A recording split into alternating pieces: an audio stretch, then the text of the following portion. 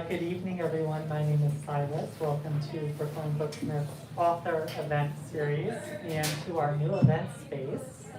A few housekeeping notes. First and most importantly, we have snacks. So feel free to indulge, and also the signing afterwards will line up right here so you can snack as you hate. Thank you for putting your phones on silent. If you haven't picked up your pre-ordered book, you can do so in the back, and you can also buy books after the event. There will be time for a Q&A, so please get your questions ready. We're here tonight to celebrate the release of Planning Perfect with author Haley Neal in conversation with moderator Adrienne Kisner. Adrienne has lived her entire adult life in a college dormitory, working in both residence life and college chaplaincy. She went to school for a long time so that now she gets to swoop around in a fancy robe and a silly hat. She also has an MFA in writing for children and young adults from Vermont College of Fine Arts. Her debut novel, Dear Rachel Maddow, won a 2016 Penn New England Susan T. Bloom Discovery Award and was one of YALSA's 2019 picks for Best Fiction for Young Adults. Her second novel, The Confusion of Laurel Graham, was released in 2019. Book 3, Six Angry Girls, came out recently in 2020. Welcome, Adrienne.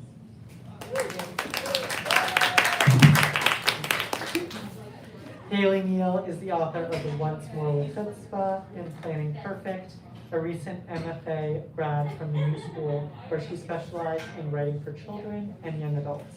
She previously obtained her master's in education while working full-time as a preschool teacher.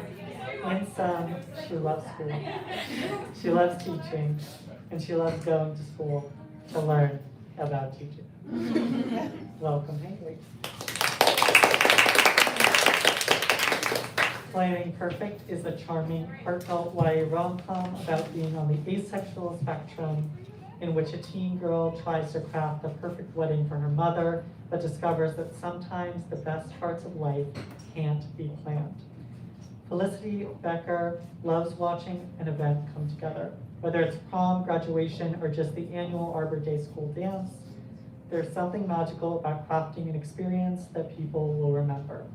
So when her mom gets engaged, Felicity sees the wedding as the perfect opportunity to show off her skills. After Felicity's long-distance friend Nancy offers up her family's apple orchard as a venue, wedding planning gets even better.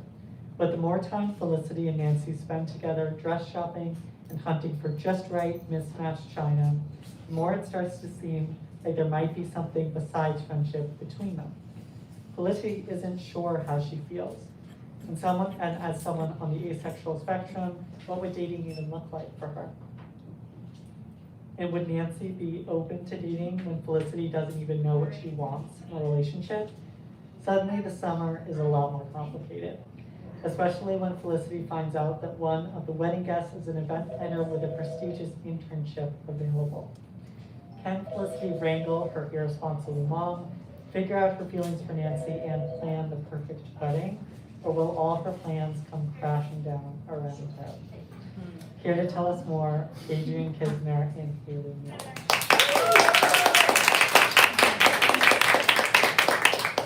Hello, everyone. Hello. We were instructed to speak directly into the microphone, so I'm going to endeavor to do that. Again, I'm Adrienne Kisner. This is Haley Neal. Haley Neal, how's that working out for you? Being Haley Neal? Yeah. It's going really well. Excellent. Good, I'm glad to hear that. You have a new book out. Oh my goodness, I do. I do. There's a new book. This is called Planning Perfect. It's a YA rom-com with a coming-of-age story lean to it. And it's out today, and everybody should get several copies. Yeah, I'm just saying, like, you know, for your friends, and just, you need like 5, I think, is the standard. Exactly. I have some questions to ask you. Ooh. Yeah, I have a lot of questions. I like to come prepared. Good. Just in case you give one-word answers. But you're a writer, so I wouldn't expect that. I chat. Great. All right. Warning, I chat. Okay, so Felicity, our heroine, is an event planner. Like she is an event planner, and she aspires to be that. perhaps as a career? Is there what's inspired her? And she's also a perfectionist, so the Venn diagram of those two things can drive a character mad. So where did that come from? The idea behind her being this planner comes from, I think, a lot from the fact that she's a perfectionist. She wants everything to go a specific way. And if she is in control of these events, well, guess what? It can be that exact specific way. There's a scene where she's talking to her best friend, and her best friend says, well, what will happen if you're not in charge? And she's like, oh my God, like the world's gonna fall apart if I'm not in charge. You know, she goes on this absolute spiral about it. If I'm not in charge, you know, the zombies are gonna take over. And yes, she's being a little dramatic, but there's also this element of realness for the character where she does feel like if I don't have my hand in this, it's all going to fall apart. So that leans really well into her being an event planner, and in the sense that she really wants to have this role on like the school events committee where she can plan prom and different events, and things might not work out necessarily the way that she wants. So then, well, guess what? Here's a huge event in her mom's life. She can plan that. So it goes together with the perfectionism. She wants to plan these events because she wants them to be perfect, and she wants them to be perfect so she can have a sense of control. And I think that's something that can be very relatable for teenage characters and for older characters too. But when we're looking at teenagers in particular, there's so much that is about to change. There's so much that is uncertain, and there's a lot of pressure around having a plan, around knowing what's gonna come next. And for her, she takes all of that and is like, cool, I'm just gonna do everything then. And there's gonna be no problems with that whatsoever. Totally realistic. Yeah. This is unrelated to your book, but these are tiny little chairs. Yeah, so we're Just want to point that out. There. One of us falls to I'll fall first, just to make I it, know, just got to a normalize skirt it, on, just so. to normal. Well, it will. You'll just float. Yeah. You won't fall. So just to normalize that in case it happens. So you know, you talked about her perfectionism, and in the book the chapters are like 37 days till the wedding, 35 days and 4 hours to the wedding. Did you do that first, or did that sort of arise from the character? In the very, very beginning, sorry, I should be talking into the microphone. In the very, very beginning, it was chapter 1, chapter 2, and it was quite early on when I realized, oh, this will create a sense of pressure, but also that's how she thinks. She's thinking in these countdowns, and there's a point where it changes, and that was very much on purpose because it shows when, like the kind of brief moment when her brain's not focusing on that wedding anymore. You know, there's other countdowns. In the very, very beginning, she has this countdown to this like school committee election that's going on, and then she has countdowns after something happens. But the majority of the book is, oh, this wedding's coming up, this wedding that I have to have perfect, I have to have a specific way. Yeah, it was fun to do that because it's very much, it's what's in her brain. It's what's happening, and it's a way to show that. It was a behind the scenes kind of like conversation where it was like, oh, do we also have chapter numbers? Does it make sense just to have that countdown so you really get that sense of urgency? Yeah, no, it was very specific. I did it too for those who have read my first book. There aren't chapter numbers on that. There are songs from musicals. So that one was actually harder to do because it was so specific about, oh gosh, well, what song in this moment is going to mean something to the character, is going to mean something about what's happening in the chapter, either from just the song title or the actual lyrics of the song. I got very meta about it. So this one was a little bit easier because I was like, oh, well, how many days do we have? Easier and harder. because then you have a timeline that you have to be specific about, my poor copy editor. Not your problem. You do, I understand that there's a fair amount of writing students in the audience. Yes, who are you? Don't be afraid. Hi, hello everyone. Congratulations, my condolences. Equal measure, equal measure. So this is sort of a craft question. Like for my own books, I have such a hard time with time. Totally. I'm like, what day is it? I don't know, slap a date on it. So that literally I find a way to do it in all these different ways. So when that was like that, I really appreciated that because that's the only way I can really situate myself in time. Did you placed in the But time, did you find it a challenge to do that, or? Did I find it a challenge? I definitely had to be very specific about it. So there were times where I had like, a document open, notes open on the side of like, wait, what day are we on now? When is this happening? So in a way, it was a challenge just logistically, but it made sense for the character. So in that sense, it felt natural to do it. I surround myself with planners. Again, I don't plan, Not but I me. surround myself with very attractive planners. And then I carry them around when I don't. I was like, I can't write. I'm like, no. Anyway. Yeah. So I appreciated that about her.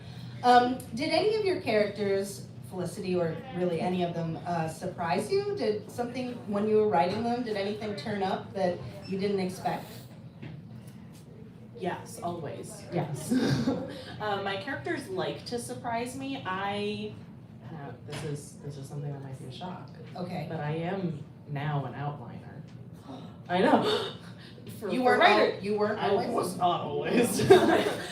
People feel really strongly when you talk to writers. They'll be like, "Oh, I'm a planner," or "I'm a pantser," which means like they just, wow, that isn't the pants. They just do it. They just write. People feel very strongly, and I feel like I might have been somewhere in between in the beginning. I definitely had some plans, but I allowed for more surprises. I outlined this a little bit more purposefully. Is that the best way to say it? I was more specific about outlining this one. Like to sell it, or because you wanted to do it for a craft perspective? Just out of curiosity. A little bit of both. I was contracted, so. I see. Behind the scenes, guys. Yeah. But as a craft technique, it really helped me get to know the story, and then of course many things changed. The biggest thing that changed, I don't know if this is a character that surprised me, it was more a challenge I had for myself. I found that I was writing to romance beats that I was familiar with, that I saw in other stories. And for a main character who is on the asexual spectrum, for a sapphic love story, I kind of had to check in with myself, and I realized this story, these beats that I was writing to just didn't make sense for them. Then I had that worry. I had that worry because I wasn't following the specific formula that people would say, oh, this isn't a romance, or this doesn't count because of that. But I had to tell a story that was truthful and made sense for these characters. So I completely reworked in revising, I reworked the relationship timeline. So there was a version of this book that looked different, that had the two main characters, getting together sooner, and had, that like the typical fight at the typical time. When you read these stories, you see the formula, and it's not that that's bad. There's formulas for a reason. But I found that I was writing something that didn't make sense for the story. So in that way, it was more like I caught myself off guard, where I was like, wait a second, I shouldn't have been writing it to that kind of story. There are times where the characters catch me off guard. It's actually my first book that had the biggest surprise. There's a twist in that one. So if you guys haven't read it yet, there's a twist, I won't spoil it.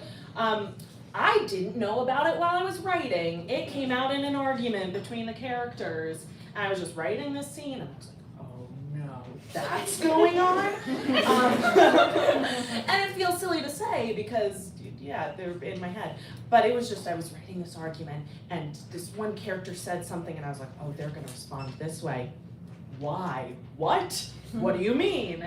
And then I had to go back and change things and be really specific about how I did it. But yeah, that was the biggest shock, that an entire twist in a book came out in an argument. And I always feel silly saying it because like, yes, it's in my brain, I get it. Still. My brief survey indicates that pretty much this entire audience are writers. So talking guys about get it, right? craft Yeah. is, so do you, as a writing teacher, I too am a writing teacher, so do you teach the beats for romance? Like the actual craft books that have the beats? Hey guys, did we talk about beats? We Yeah, talked like about PDFs, beats and we talked about outlines, and then we also talked about it specific. I teach writing for children and young adults specifically, so we were talking about, okay, what does that mean when you're looking at your own story, and then of course you have to look at the fact that like, a lot of what we talk about is beats and formulas, very westernized, so there's all those conversations to have. But yeah, we talked about beats. Screwed my Someone's not students making eye over there. They avoid eye contact. No, they probably didn't do that reading. But yeah, they might sell those books here. Brookline Booksmith. Yeah. After you buy this one. Okay, so, did a character surprise me? Yes, Haley, actually, he Which did. character? Tell me. Well, Brody, I don't want to spoil anything, Okay. but Brody Wells is like a lax bro. Yeah. So I'm built to hate him. No offense to lacrosse. Man, whatever. So, but like, and he really is sort of like a clueless Jude bro. Yeah. Oh yeah. To the end, because, yeah. But he's also not a bad guy at the same time. And the fact that again, Venn diagram overlap, not, go athletes. It's a mind-body connection, right? Yes. Down with patriarchy. So, where were you coming from with that guy? He surprised me, and I was proud of him by the end. I love Brody. Brody might be one of my favorite characters. I know you're not supposed to pick favorites, I but thought Rue was kind of, I don't know, Rue could have. I was like, Rue's well written, but I'm like, whatever, Rue. why are you doing that? No, I love Brody, and yes, did I name him Brody so that bro would be in his name? Obviously. It was like one step from Chad. Oh, Brody so close. McChad here, yeah. Yeah, you know what? I am the kind of author who makes jokes and then accidentally is like, oh no, oh I'm doing it, aren't I? So I did in fact say like, oh, I'm gonna name this character Brody because bro's in his name, and then I was like, I'm naming him Brody because bro's in his name. And then it was. And then it was. Undone. And then it was. Oops. No, I loved that because so much of what I was playing with. So this is why it didn't catch me off guard, because one thing I was really trying to do with Felicity, I don't want to call her necessarily an unreliable narrator, but she has a lot of judgments. And that was something I wanted to challenge. So I wanted to put things in front of her that she would read one way, and we as readers would feel comfortable reading that way too, and then kind of push and prod at it. So it's almost like every character around her, it's like, is that what they're actually like? Is that what they're actually doing? Why are they doing these things? That was a lot of fun for me to play with. So Brody didn't catch me off guard because I knew that from the beginning. There were some other elements where I was like, ooh, are we doing? I don't know. If anything, maybe Nancy caught me off guard the most. She's a character who evolved a lot. She was someone who, I don't know, you start off and you're like, the love interest character. And then you watch as they, again, we're all writers here, right? Well, a lot of us are writers here. So we watch as they become more and more their own. And that's so cool. That's so cool when you start to find their voice and you start to see how would they respond to things. I kind of had a grasp on Felicity from the beginning, and because of that, I had to really think critically about what assumptions she was going to make about other characters, and like, what's happening. So it was fun to think in those two layers. And Brody was obviously Brody was obviously someone who I had to play with a little bit, had to test what she thought was going on. You know, No spoilers. I mean, there's a lot there to unpack. There's a twist with that. Yeah, there are twists in Won't this. reveal it. Okay. And I think that certainly writing for YA, sometimes, not gonna name names, they read like adults and not like children. And 16, 17, I work with college students, up, 25 is when the prefrontal cortex is developed, right? So I think that she reads like a teenager, to the point where I have a 14-year-old daughter, and whose arch nemesis is named Brody. Stop it. From elementary school. And this poor kid, I don't know what he did. Nothing. Existing in space.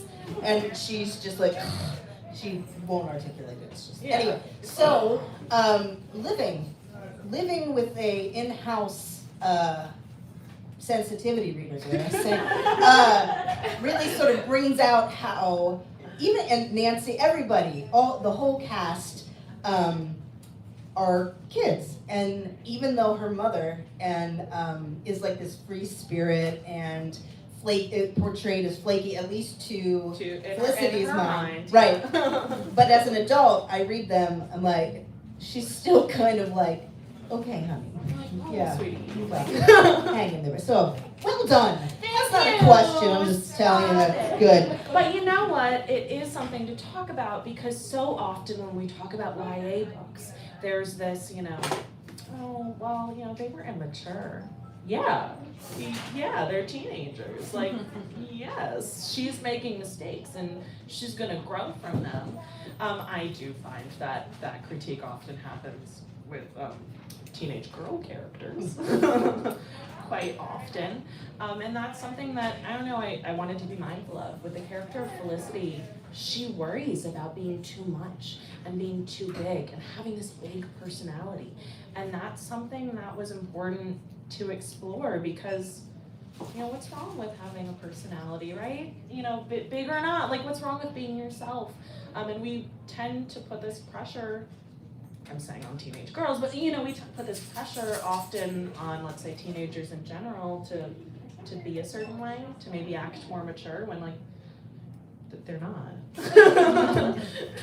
They're not. Not Developmentally, yet. it's not appropriate. Yeah. Speaking developmentally. Exactly. I'm sure you did that consciously. So speaking of characters, you have a lot of inanimate ones that I sort of say. One, I want to know if you like golf, but also, like, Vermont is a character. Yeah. This wedding is a character. Fashion is, these people shop. I mean, it's a wedding, right? But they go shopping a lot. Haley, you want to talk about shopping? You know what? It's so funny. Yes. One of, I think, the funniest Q&A questions that I've heard. I was not actually on this panel. I was moderating it, and someone asked about what kind of maybe silly or unique ways authors get into their writing, and it ended up devolving into a conversation about, like, the things we buy to get us into character. It was like, one author was like, oh yeah, I bought a lot of, like, themed products of X, and someone else was like, I had to wear this specific t-shirt from the donut place where they go. So did I trip and fall a little bit and do a little bit of, like, vintage style shopping, because that's very much Felicity's vibe? Yes, I did. It happens, guys.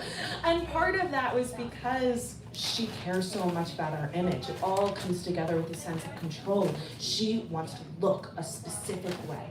She wants to put this image out where she's very put together. And then she worries about it. First time she meets Nancy, she's like, oh, girls like Nancy, like, they think I am, like, too prim and proper. Like, she worries about that perception. And yet she put it together. Like, she's very clearly controlling the image that she puts out there. It's funny, though, that you bring up the golf aspect, because there is a very specific reason why that's in there. It's in there because of Gilmore Girls.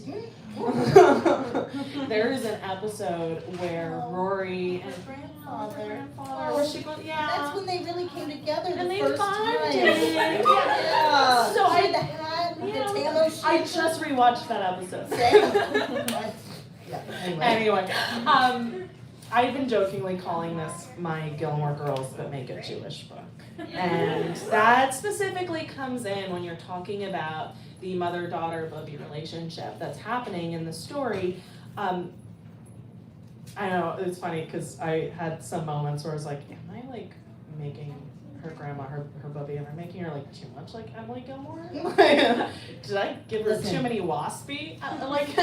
Here's a hot take. Take. If Rory had ended up with Paris, both of them would have been much better off.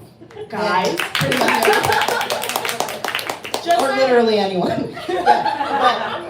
Or Lane. Lane, they would have saved themselves. I don't know.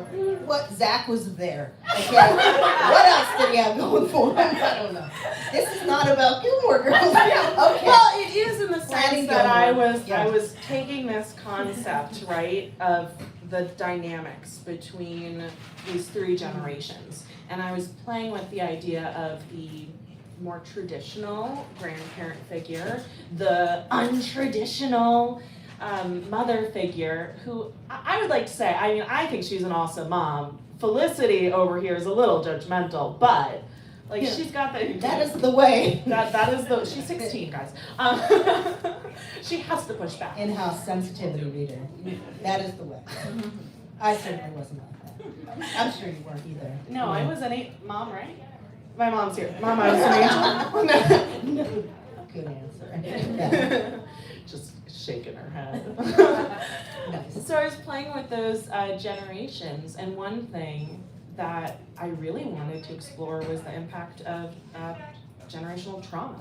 You know, her grandma is the way that she is, and there's spoilers, there's a scene where that's touched upon. Her grandma is the way that she is because of the way she grew up. I think sometimes, particularly from the way Felicity's mom talks about it, she puts a lot of, I mean, again, Gilmore Girls would make it Jewish. She does the like Lorelai thing of like, my mom's terrible and she's so pushy and she does all this. She puts a lot of that on. When you pull it back, you can also see that this grandmother, is she making the right choices? But she has these intentions. She wants to do things a certain way because of how she was raised and how she was told how to be safe. And that was an aspect I was looking at. So in that way, I guess she's a little bit, I guess Emily didn't do that, did she? But that was something that I wanted to play with, the way those dynamics played together and the way that sometimes Felicity and her mom talk about the grandma, and it's like, at a certain extent, she really does want what's best for them. Is she doing that in the most productive way? Not always. Anyway, golf. Yeah, golf. Golf Gilmore carts are Girls. fun. Love Yeah. The book I pretend to be working on, but I'm not. I watch TikTok. Is like a thriller, like a slasher kind of thing, but I think of it as Gilmore Girls. I do think I'm clever. Yeah. Anyway, moving on. When we have our like podcast about Gilmore Girls, Yeah, when we do that, because we're if doing you want to that have us back, Brookline Booksmith, and talk about Gilmore Girls. Clearly, we won't talk about the reboot though. All right. So moving on. There's two things. We're moving towards the end here. There's two things I want to talk about. Again, you touched on the complicated family relationships, and I'm a sucker for. Yes. Sorry, guys. No, I'm a sucker for friendships. So they're always the most. I was like, no spoilers, but I'm always worried about them and how's that going to work. And it's about teenagers. They have falling out, but. The romantic relationships or the feelings they're also at their heart functional. You don't see a lot of that in that, like it's fraught because love, am I right? But still it's functional. So can you talk a little bit about how you sort of crafted, because there's like the mom and Eric, and there's Nancy and Felicity, and then there's spoilers. So and then there's Zach and Lane. So where do you, like, what did you think about when you were, was that on purpose, or was that just kind of how they were? So for Felicity's mom, Hannah, and Eric, who's her fiance, that happened, that's in the pitch. Anyway, I'm not spoiling things, it's fine, guys. For them, I really wanted them to be functional. I wanted them to be a good match. What Felicity's going through is not, oh no, there's this like terrible stepfather who's coming into the picture. That's not what's happening. She's dealing with a lot of other things, but they are stable. They are good role models. Have they done things in the order of events, which she thinks you're supposed to? No, they haven't, but it's still functional, it still works, it makes sense, they're good for each other and they're good with each other. I was very specific about that because I wanted her to look at it and in her little judgmental eyes be like, they're doing what now? Like, they can't do anything right. Teenagers. But they're loving to the core. When I was thinking about Eric in particular, I was like, if Danny, Tanner, and Uncle Jesse like were a character, like at the same time, he's very much this like sitcom dad who like wants to have a heart to heart and like talk things out, and he's just like just Every good. 2 weeks. At all the time. Is it a little much for Felicity? I mean, It's kind of funny because, well, he's like this, he's a rock, sort of, and she's like, good old Eric. But then when he proposes, he just tears the rug out. So he's like, wait, this is not the status quo. We are changing everything. And she still loves him, and she's inspired by him for the wedding. And yeah, I think but it's still funny he's messing too, with her. because he really thinks he asked her. Again, we're doing a little bit of spoilers here, but he really thinks that they've had a conversation about it. So in his mind, he's like, we've talked it through, and this is great, and this is gonna work out. And in her mind, she's like, oh my god, he's talking about feelings again. I'm gonna tune out. Listen. Oh, that's If on she had brand. listened. On brand. Oh. I know. I don't know if she would have picked it up anyway. I don't know. Yeah, it's probably best. for her to But surprise. you know what, you asked about Felicity and Nancy too, and at their core there's a friendship. At their core there's a friendship. And I think that was, well, I know that was something important to show to me because I was trying to show this relationship with these ace spectrum characters. You know, I wanted to show how for Felicity these feelings develop, and you know, there's the joke of like her Rue saying like, don't gal pal yourself. Like her best friend is like, what are you doing? Because she keeps saying, we're friends. We're just we're friends.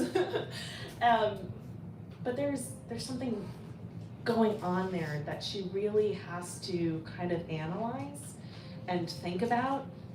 When I was talking about how I wanted to write this story, and one thing that was really important to me writing this story was I wanted to have a character who knew what their identity was. Like she knows that, she's figured that out, and the next step is, oh, what does that mean in practice? Like I have words now, and I know other people feel this way, and now what? Like now what? Well, here you have someone, here we have Felicity who wants to control things, and what can't you control is other people. And yet, here it all is, but she wants so desperately to connect to other people in all these different ways, and it's a mess. Life, I Anyway, read the book now. Yeah, that's how it is. And one more, the other thing that I wanted to get in there is your representation of her Judaism is both like really casual but overt. Like it's clearly on the page, it's clearly part of her life, but it's not like central to the conflict. It's not, yeah. So was that sort of like you were saying, you wanted sort of the asexual spectrum to just be there, sort of just be It's a part fact. of it? Yeah, it's a fact. I wanted it to be a fact. It's a part of the story, and I think what's interesting, I'm gonna talk about it, that the mother-daughter Bubby relationship again, they all connect in different ways. That was something that was very important to show because there are so many different ways that people connect to their faith and culture. You know, my first book is called Once More with Chutzpah. Like, you can't deny, you can't like look at that and be like, oh, what's this about? And this book too, you look at the cover and there's the Star of David right up at the top. She has the necklace. She has the Star of David necklace. It's on there. When you're reading the story, there are important moments that happen over Shabbat. There's drama with a chuppah that happens. It's there, it happens, but it's also not something she's questioning. It's something she grew up with. And I wanted to show that matter of fact element to it. I wanted to show the different ways in which people connect, because there are so many different ways that people connect. Yeah, I wanted it to be a fact. I wanted it to just be there. We're not questioning it. It's a part of the story. It's in there, but we're not going to make a big deal about it. I don't know. We're not going to make a big deal about it. It's there. It's part of the story. Just pretend I had a really good segue. Going So back, then. are you? Yeah.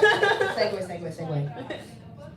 If someone wants to flash a signal, do you want to take questions from these people? Oh, this is actually. Sorry, I'm done. All right. One more from me because I'm up here. Yeah. Do you vision board? Pinterest? Ooh. Do you dark vision board? I hope so. And please tell me what's on it. There's a moment where Felicity's like, I'm creating a dark vision board. Writers, I feel that you should do this as an assignment for your board. characters. Yeah, the shadow board. Is that a thing? It should be. I did a There's little probably- bit for this one. I hadn't before. Do tell. You know what? It was Sure, it was Haley, we believe outfits. you. I wanted to be able to visualize some of the things that they were wearing, so I looked up different. You went goth? I- That's no, called no, goth. no. No. So you went dark shopping. I went fictional shopping for like wedding gear. That's dark So I don't know how boutiquing. dark That's not that dark is. vision. I Were did there, a like, little bit. bats? I am the kind of writer though who ends up looking a little bit more into like I'll have a playlist. I end up doing that. I end Does up she have a having theme song? Does Felicity have a theme song? she's very much Vienna by Billy Joel. She is. She's very much Would slow she have down- heard of slow- that song? She's 16. I don't She's know. saying, well, but I'm saying Yeah. she is. Right. Good question. I was Maybe her talking- mom played it in her Yeah, presence once. It's fine. I was asked recently what Felicity's favorite musical would be, and I was like, oh no, what musicals does she know? It's so funny when you're like, well, what has she been exposed to? Hamilton. What? Hamilton. End of list. Done. She doesn't really mention it. She doesn't. I don't know. I got Legally Blonde musical vibes. Is what I ended up landing on. Really? I can see I that. can see it. It Yeah. exists on YouTube too, guys. So like, anyway, I logicked it too hard. This is relevant. What dark? No, I'm kidding. All right, so I'm told that the author would like to take questions from the audience. Let's not be awkward here, okay? Let's formulate it in our heads. I believe in you. You're writers. We got this. At least Somebody like ask that. something. I have more questions. I got this, but I'm okay. What was the most difficult part of getting this book out for you? Getting like writing it, or Writing what the does getting it process. out mean? What are we talking about? It could be writing, it could be just like the publishing, editing process. What's the part that like gave you the roughest time? Deadlines. It has dead in the word. Yeah. I mean, Gosh, that's an interesting question. Getting it out, I had to write like a really rough first draft of this, so I did have a deadline for it, and I was so nervous. I was like, oh my goodness, I'm in the professional world now. Like, this is my second book. I have to show someone a rough draft. Like, you're whispering like you don't want anyone to overhear this fact. guys. I'm whispering into the microphone. Right. Yeah, so I mean, I don't know, maybe I'm a little bit of a perfectionist too. And having that pressure of, oh no, I know this isn't good yet. Like, I know this isn't there yet. And I have to show this to my editor? What? That was a struggle. That was a moment where I had to challenge myself because we had talked about it. Like, we knew it was going to be like a 0.5 draft, that first one. I'm an underwriter, so it went up about 20K in revisions. Just stressing me out, and this book is published. I know. So, yeah. So that probably was the hardest. Was that I was just like, oh, no. And you did it. And I did it. And I did it. What was great about that, though? There was a good thing about it. What was great about that, though, is I got to work with so many amazing people. I got to work with people who had such wonderful insight from the beginning, who helped me really shape this story into what it is now. But yes, was I worried? That I would say was the hardest part. I love this story. I'm so happy where it landed. No one is gonna see that first draft. No charity auctions. You're not going to annotate it. I pay for it. Please no. I have a Jewish question. Was there anything that you wrote in either this or Wisma where like you had the editor be like, you have to explain this to a non-Jewish audience? Oh, that's such an interesting question. All right, so actually I was the one who did all of those questions, and I'm like, oh, do I have to explain this to anyone? I had a draft of my debut novel that had, I feel like weird saying this, it had like footnotes explaining things. That was an early draft. And I realized, oh my goodness, I felt this pressure to do that. I felt like I had to over-explain almost.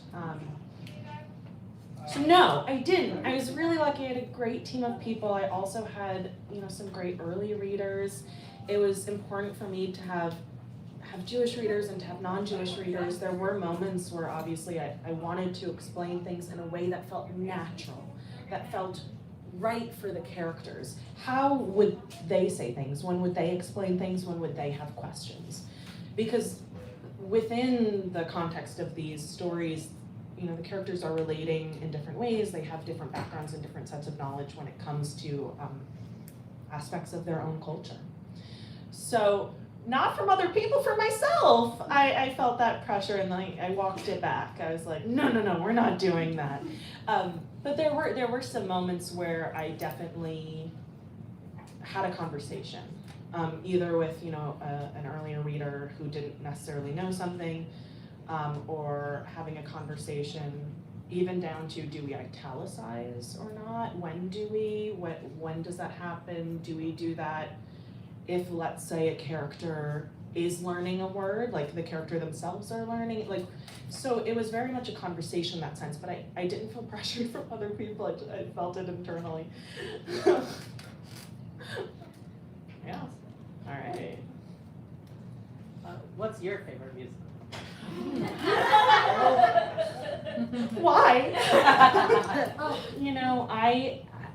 Favorite, gosh, it depends on my mood in the moment. I have this deep love for Waitress, the musical. It played a really important part in my first book. That character, if I was talking about a theme song, would be She Used to Be Mine, which I think says a lot. I actually went to go see it twice while I was drafting. I lived in New York at the time, and I got to rush the show a couple times and see it, and so that has a little special place in my heart. So that's what I'll say. I'll say it's that one. I mean, obviously, there's so many great musicals, you guys. Yeah, I'm gonna say Waitress right now. Don't judge me. Oh no! I say don't judge me, and then I drop my shoe. Blame it on the chair. The chairs It's are the really high, and I have a very puffy dress. It floated to the ground. It floated. You know what, guys? Actually, I should probably explain the dress, right? I'm looking a little over the top, and I specifically chose to do this because I've got an over-the-top character, and she's all about planning an event, and I thought, what would Felicity do? What would my main character do? She would go all out. She would have the Capri Sun and the matzo toffee and the little Valentine's. We got ourselves kosher treats over there. She would go all out. So, anyway, that's why I'm wearing this.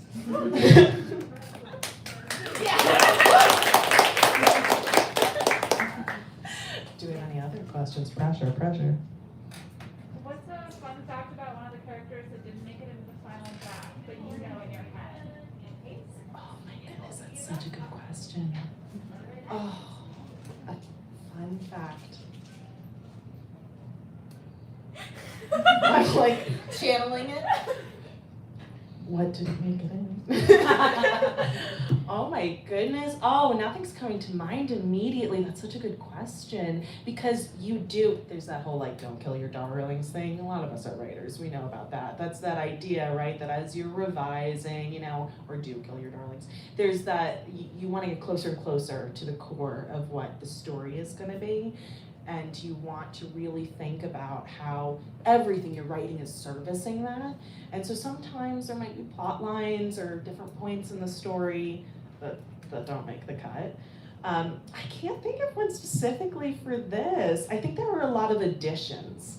So if anything, instead of cutting, I kept adding. So like Eric, who's the mom's fiance, the stepfather to be, he grew a lot. And this is a very, professional writing story I'm about to tell. I do everything by the book.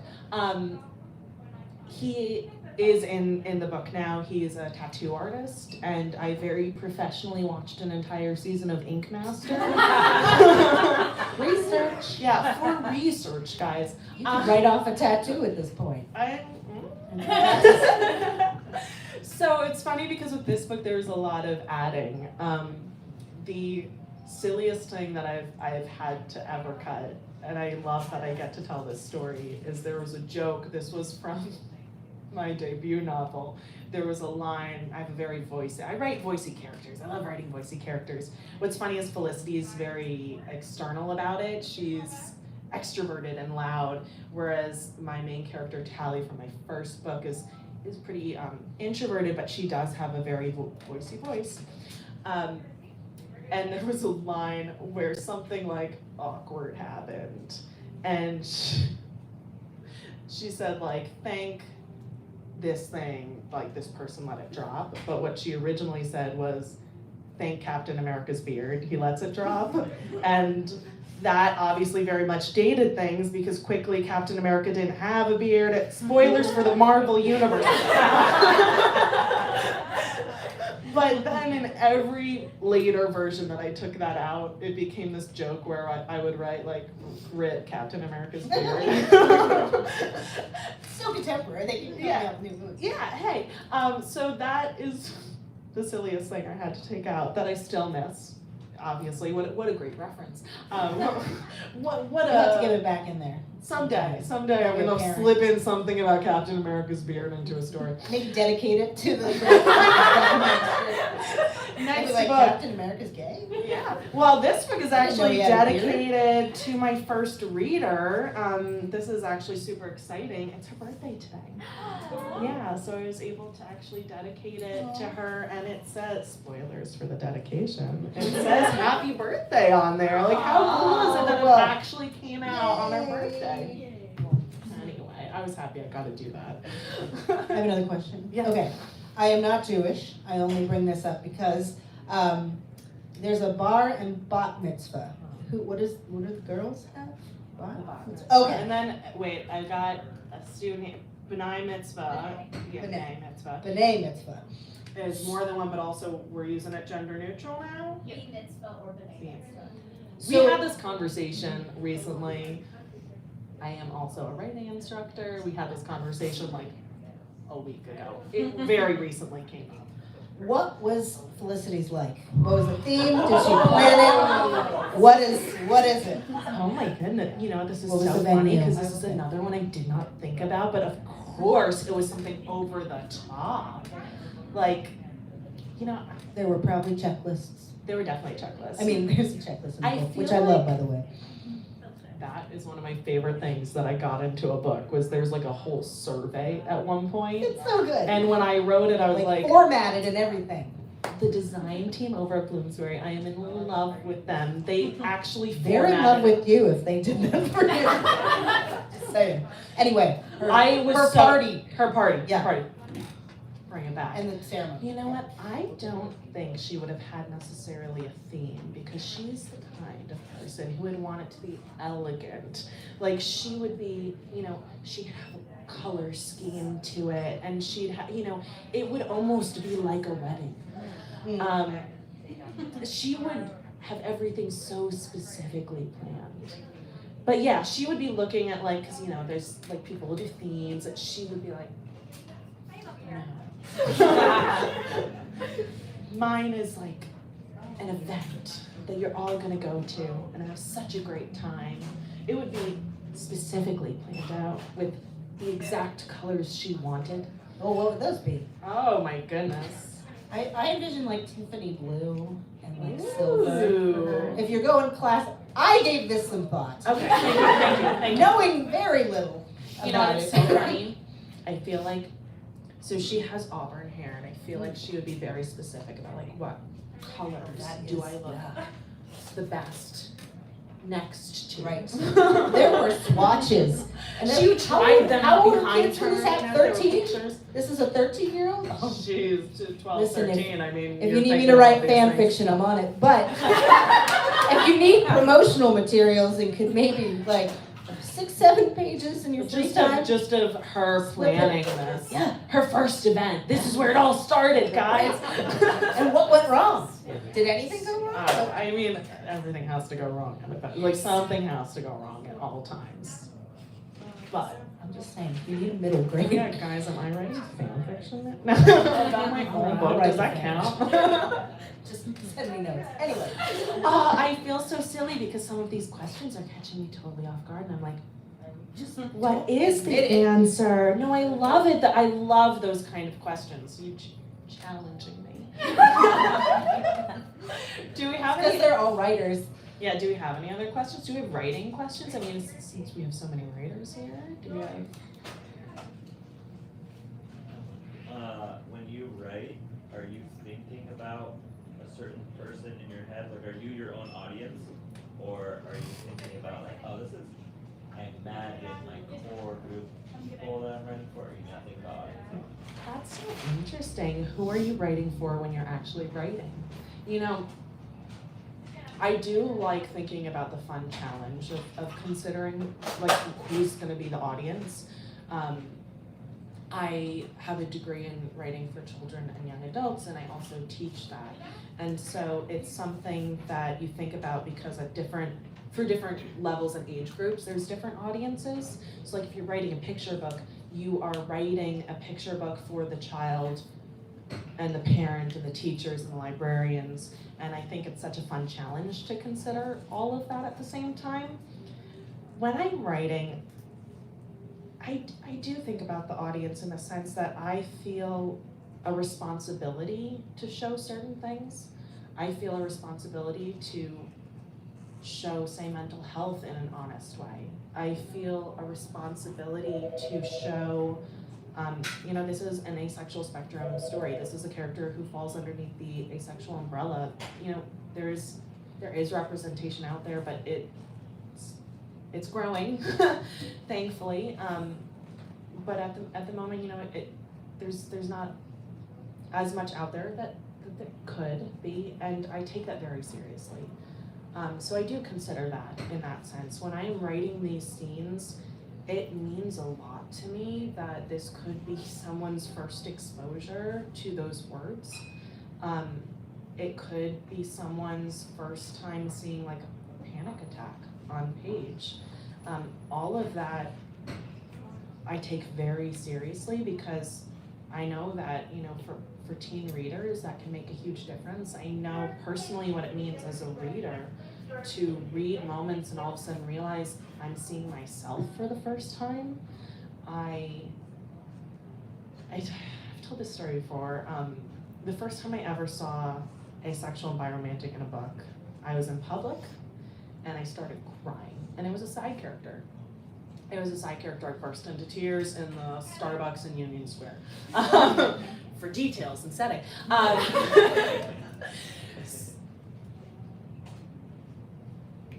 It was a side character, and just seeing that meant so much. And, I struggle with the fact that so often there feels like this pressure that we need to put labels on things, especially because for people who don't know the words necessarily, they might have certain assumptions about it. And then, everyone's different. Like, that's why I like saying either umbrella or spectrum, because people feel different ways. I'm not showing the story, I'm showing a story. It means a lot. I don't know, I'm honored to be a part of it, and so I take it seriously when I'm writing about it.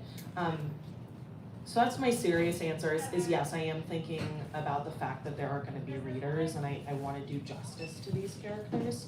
But then there are times where I don't know if I'm necessarily writing for myself. I feel like oftentimes I'm writing for my first readers.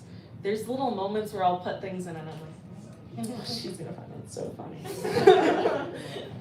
She's gonna get so angry about that. When you're writing, there's not always a guarantee that a lot of people are gonna read it. And so finding the joy in having the people who do read it get something out of it can mean a lot. Even when you're in publishing, there are people who shelf books and have to shelve books. And shelve means like, put away a book and step away from a project.